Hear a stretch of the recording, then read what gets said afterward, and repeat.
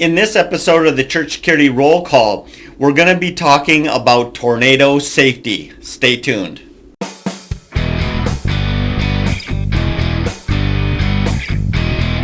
Hi, this is Chris with Sheepdog Church Security, and this is your Church Security Roll Call. Today we're going to be reading the article, Weathering the Whirlwind. If you'd like to read that article, go to our website, sheepdogchurchsecurity.net, and look under the News tab. So let's begin in the Bible as we always do. This verse is Job 1, verse 19, and it reads like this. And behold, there came a great wind from the wilderness, and smote the four corners of the house, and it fell upon the young man, and they are dead. I only am escaped alone to tell thee. So obviously this is the story of Job, who definitely had a bad day. But it does, it captures what I'm trying to capture here, is that tornadoes happen. And it happens at times when church or people are at the church. So we have to be prepared to respond to those kind of situations. So I have some news stories for you. They're all a little bit longer than normal, but these are churches that were struck by tornadoes. So the first one is Piedmont, Alabama, March 27th, 1994. The Goshen United Methodist Church, just outside of Piedmont, had 140 people in attendance on Palm Sunday, 1994, for a Sunday school children's program. Just before 11 o'clock, unknown to those in the church, a tornado formed to the southwest and began moving northeast, gathering strength. By the time it reached Goshen, it was an F4 tornado. No one in the church received a warning. The first indication was when they heard hail hitting the roof. This soon was followed by a roar and debris hitting the walls. An elderly woman yelled, "This is a tornado," and people ran for cover, many under pews. This was too late for most. The twister hit the church, ripping off the roof and then dropping it on those in the sanctuary. 20 persons died and 90 were injured. Okay, the next one is Xenia, Ohio, September 20th, 2000. Two tornadoes went through Xenia while many churches were holding Wednesday evening services, Bible studies, and prayer meetings. The first one at 7:30 was hit two Baptist church. That's kind of a weird sentence there. Okay, at 7:30, the first tornado hit two Baptist church, demolishing their sanctuaries. In one, the power went out and they heard the sound of a freight train, which is commonly reported. The people started for the basement. They got as far as the hallway and bunched up on the floor against the walls. Two were injured by glass shards. In the other church, the congregation hid under the pews. One person was injured seriously.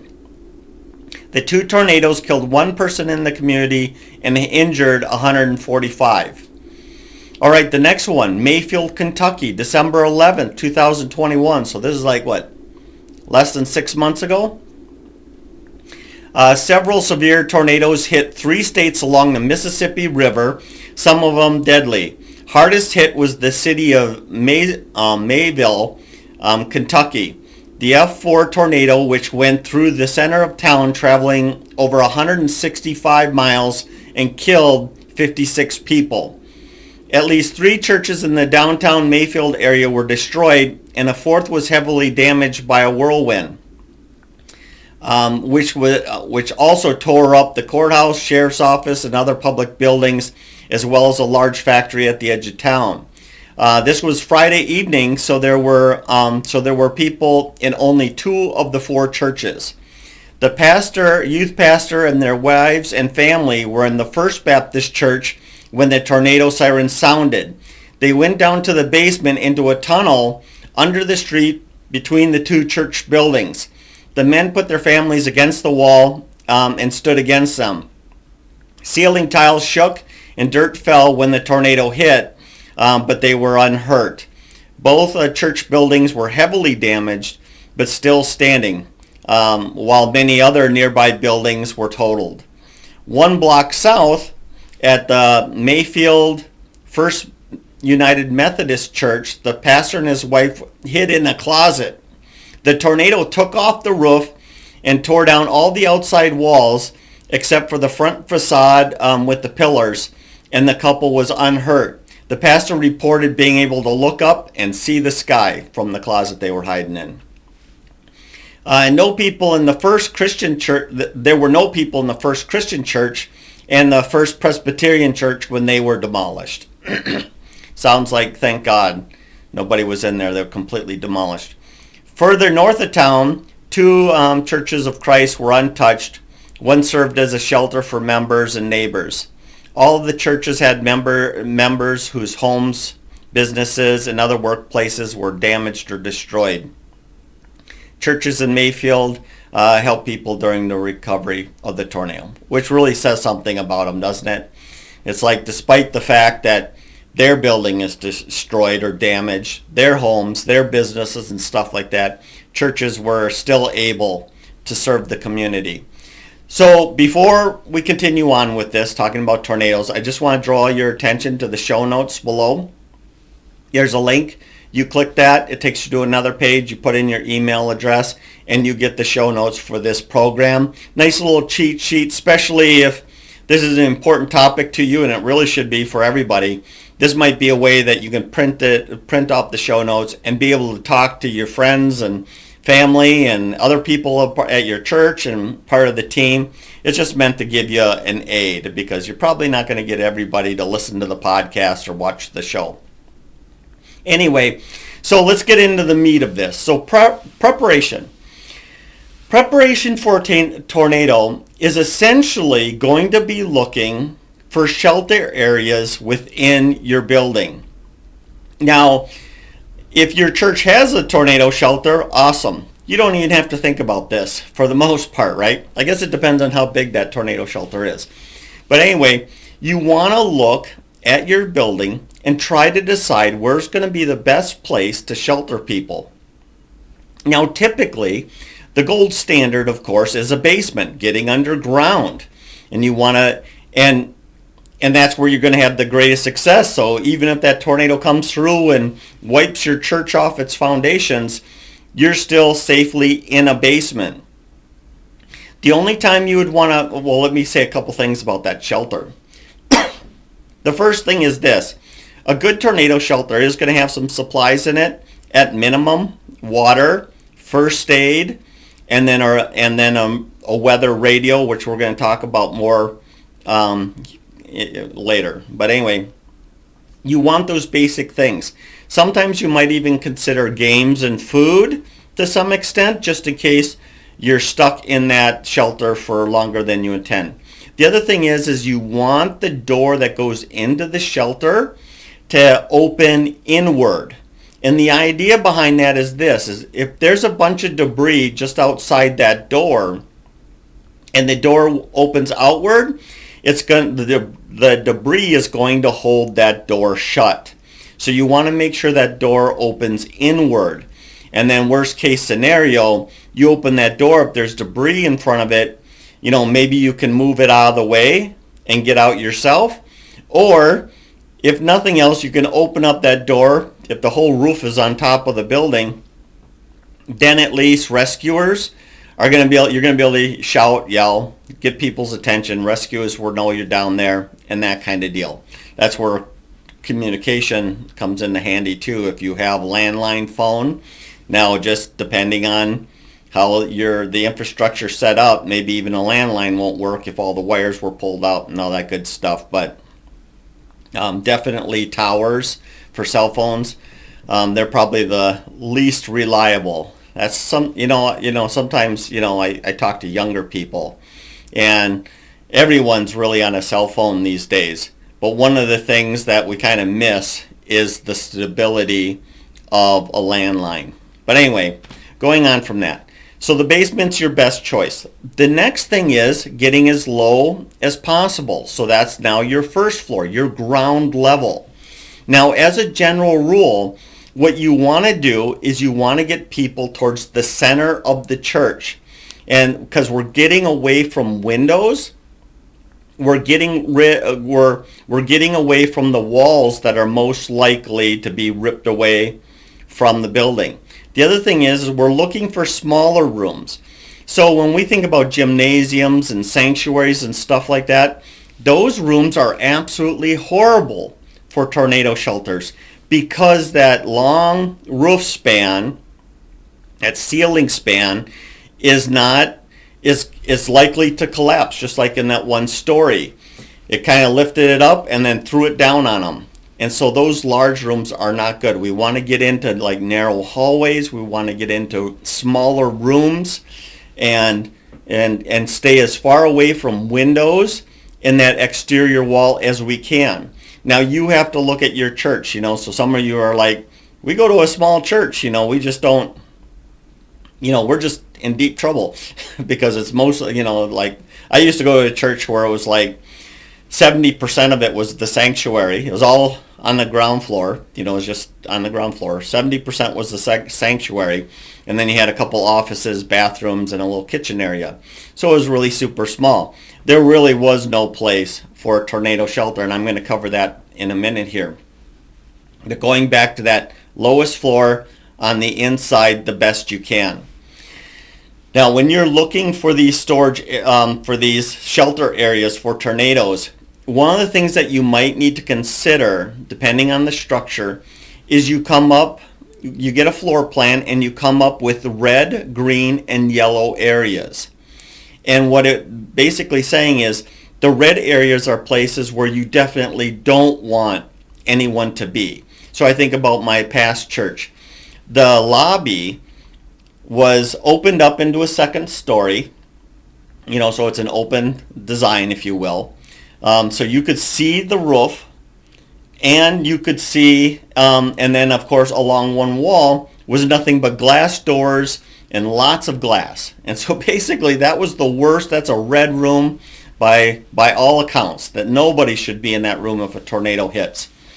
And then, so that's a red area. The green area is that ideal ground floor or basement area that's centered, in the center of the building, protected, all that kind of stuff.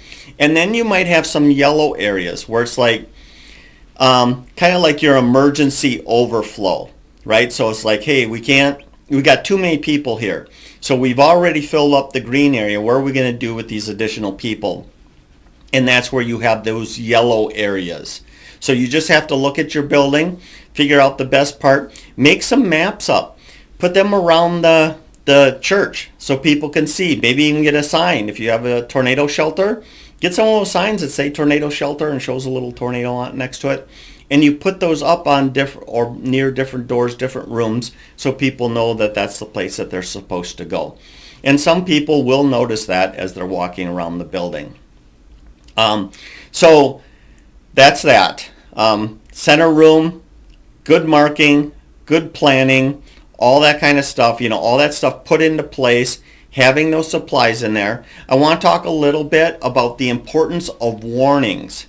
Now, depending on where you are in the country, or where you are in relation to a city or rural area, or maybe you live out in the middle of the country, but we need to have good warning systems. Now, if you live like in a kind of a neighborhood I do, we have tornado sirens, and they test them every Wednesday or the first Wednesday of the month to make sure that they're working.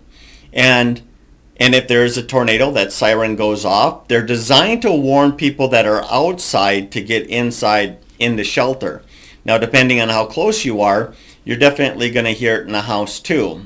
For us, there's actually one house to our, what would that be, to our south, and then that's where the tornado siren is. So we don't sleep through any tornadoes. But other than that, you want to look at maybe your cell phone. A lot of cell phones have alerts that you can set up, weather alerts that you can set up to let you know what's going on. The app that I use actually has the weather radar on it. I like that because a lot of times when you get that warning, that tornado warning that something's about to occur, or there's a tornado spotted on radar or in person, you want to know where it is in relation to where you are. Because here, if Scott County, the county I live in, is kind of odd shaped, but it's pretty big too. And so a tornado bearing down on towns to the north of us, we might even, it's funny, and we're almost like we're in a different weather pattern down here. And so if the tornado sirens go off, I want to be able to look at my phone, look at that radar, and see if we're in the track of it or not.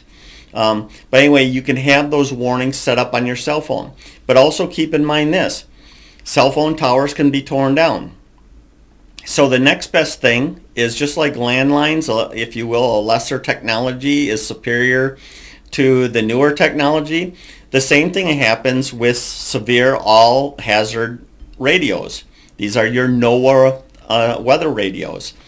They're absolutely good because FM signal is still more reliable than internet and Wi-Fi and all that kind of stuff.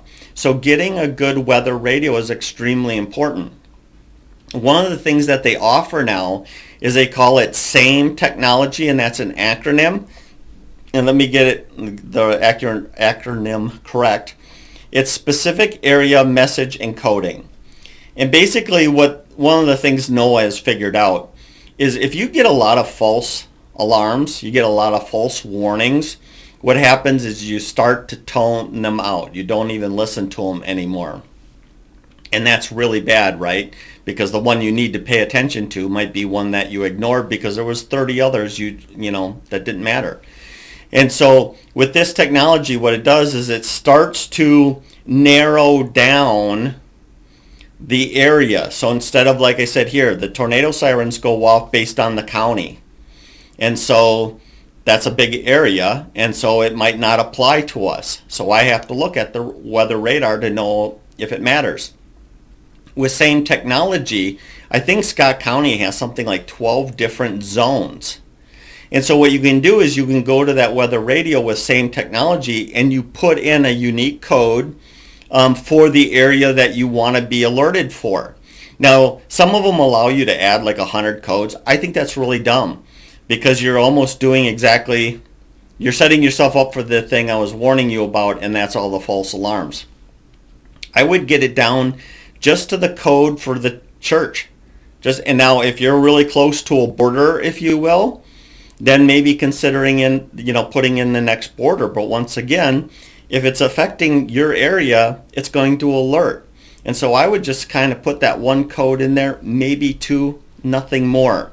And then take that thing, and if you have a sound booth or a security room where you have cameras and maybe you have someone monitoring the cameras, just put that radio in there and have somebody monitoring it along with the cameras. Or like I said, if you got a sound booth where they can make noise and it doesn't bleed out into the sanctuary, stick it in there so that way if it goes off, it's right there. You can't ignore it. They get on the radio, let you know that you have something to do.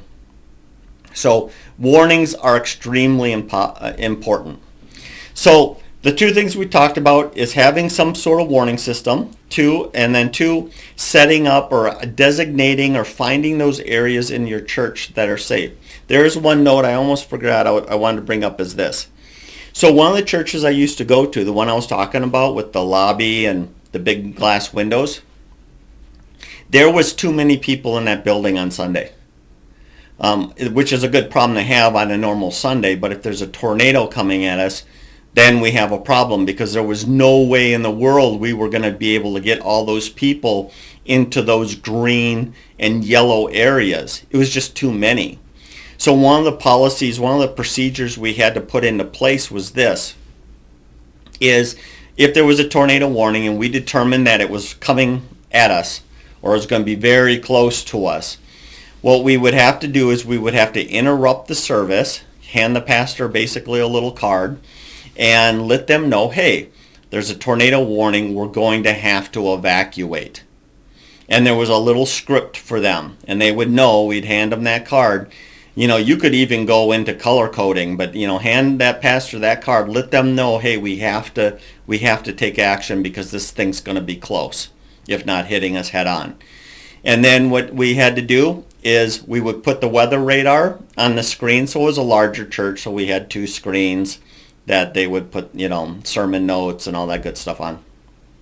And we would have to show them the radar and say, hey, here's the weather coming in, and this is how it looks, and this is how fast it's moving. And then we'd say, it's up to you, but we believe there may be time for some of you to evacuate.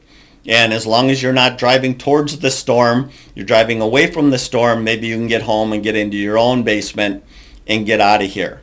And then we would end church, and we would have to rapidly close things down, and then take everybody else and get them into those shelter areas. And that's what some of us are going to have to do. I think about the church I went to in Alabama, Madison, Alabama. That's that church I was talking about. It was actually just a metal building, like almost like a warehouse type thing. And there's no basement. It's just ground floor, and then it's metal, framing, sheetrock, carpet. That's it. And that's an example of, if a tornado's coming for us, we have to leave that building. That building would not hold up against a tornado. Now, maybe the best thing you could have done in that church is gone into the 2 bathrooms, but the male and female bathrooms were not big. So I suppose if you're properly motivated, you might have been able to get 10 into each bathroom, stacked in there like cordwood. But that still left, we had an average attendance of 50 people. That still left 30 people out in the open. So anyway, you have to look at your building, make that plan. So communication, medical supplies, water, maybe food, maybe games, proper signage, a good alert system, the way where you can track storms, and make sure you're giving some good policies and procedures. And then really too, practicing practicing a tornado drill, depending on where you are, at least once a year. If you're someplace where tornadoes almost never happen, then maybe you don't have to do it once a year. But at least do it occasionally so your team is up to snuff. They got a good feel for how it works. The staff knows what to do. High capacity volunteers know what to do. If your church doesn't have a huge turnover and the majority of the people understand what to do in case of tornado, newcomers, guests, and stuff like that, they see everybody moving towards a certain room, they're going to follow along, especially if they're getting instructions by the pastors to follow along, and ushers and all that other kind of stuff. So at least practice it occasionally. So thank you so much for joining us today. We are going into tornado season. Especially if you're in Tornado Alley, I think you're already well into your tornado season here in Minnesota, knocking on the door of that season for us. And so know your area, what's going on. If you don't, find out and start planning and practicing for these types of things. This might be a good time to get the team together, and regardless of where you are in your training and preparation and policy making or procedure making, at least have this discussion with your team and say, hey, all right guys, I got a curveball for you. It's that time of year. What would we do if a tornado occurred? And then have a discussion and get everyone kind of on at least the team, and maybe talk to the staff and ushers and stuff. Get them on a basic plan, so if it happens, at least you're kind of prepared, and then work towards that better plan. Other than that, before I let you go, we started a new thing that's coming. So a lot of you know that I host online training events every 2 weeks for our safety member certification. And that's been a lot of fun, and a lot of people have been participating. We're going to do something new this next year, starting in September. I'm going to start doing it every week. And so that means that those that have the team safety member certification, you're going to have 4 times in a year to take all my classes. So that's maybe your first team or your volunteers, and then you know how there's that turnover. More people can go through, and then more people can go through, and more people can go through. So it's just a way of trying to give you everything you need to get your team, staff, and everybody else trained. So other than that, if you like this video, please like, comment, share it with your friends, share it on your Facebook page, share it on your through Twitter. Just please share, share, share. Let's get this information out there to help people. Other than that, thank you so much for being here today, and hey, let's be careful out there. This program is made for informational purposes only and should not be taken as legal advice.